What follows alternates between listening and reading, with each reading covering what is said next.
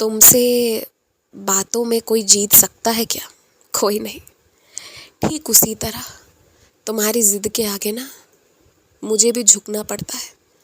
लेकिन कभी कभी मुझे ऐसा लगता है ना कि तुम बात गलत नहीं कहते, जो भी कहते हो सही ही कहते हो। और शायद पिछले अनुभूतियों के कारण ना तुम समय के पहले ही सही बात कह डालते हो।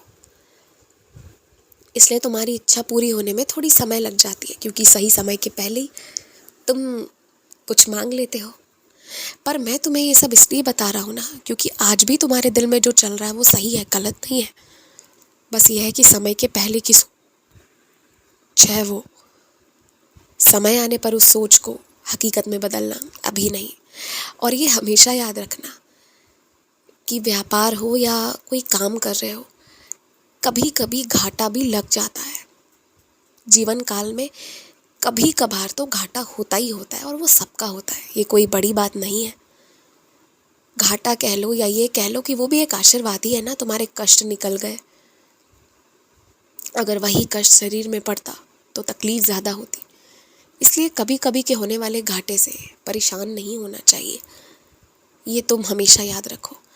और एक बात और, दुनिया में कितने भी लोग, कितना बड़ा समूह भी क्यों ना बना ले, तुम्हें जब तक मैं आदेश ना दे दूँ तब तक तुम्हें अकेले ही चलना है और ऐसे ही आगे बढ़ना है। चाहे 1000 लाख लोगों का समूह क्यों ना हो, पर अगर जब तक सबकी सोच एक नहीं हो और जब तक सब मिलकर एक अच्छाई की ओर काम ना करेंगे ना, तब तक किसी का भला नहीं होने वाला है।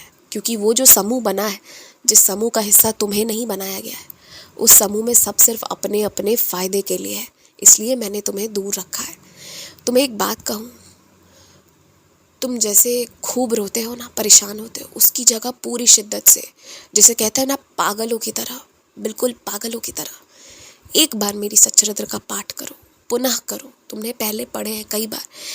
पढ़ने से पहले दीप ज़रूर प्रज्वलित करना और उसके बाद पाठ करो। बस तुम करो। अगर तुम्हारा साईं नाम पर विश्वास हो जाएगा, जिद हो जाएगी ना, तो कोई नहीं रोक सकता तुम्हें, तुम ये याद रखो। और जब बम्बई आओगे तो मेरी शिरडी भी आना। तुम किसी बात के डर को लेकर जो रोज़ सो रहे हो और उठ रहे हो, उस डर को मन से हटा दो।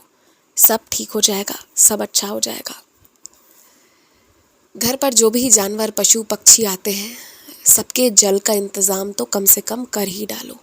2 रोटी गाय के लिए भी निकाल लिया करो अलग से, अपने हाथ से बनाया करो। 2-4 दिन घर वाले मना करेंगे, फिर कोई रोकेगा टोकेगा नहीं। अच्छे काम में ना थोड़ी बहुत बात सुन भी लो तो वो तुम्हारे लिए आशीर्वाद की तरह ही काम करेगा, उसमें कोई नुकसान नहीं होता। खुश रहो, मुस्कुराते रहो, आगे बढ़ते रहो।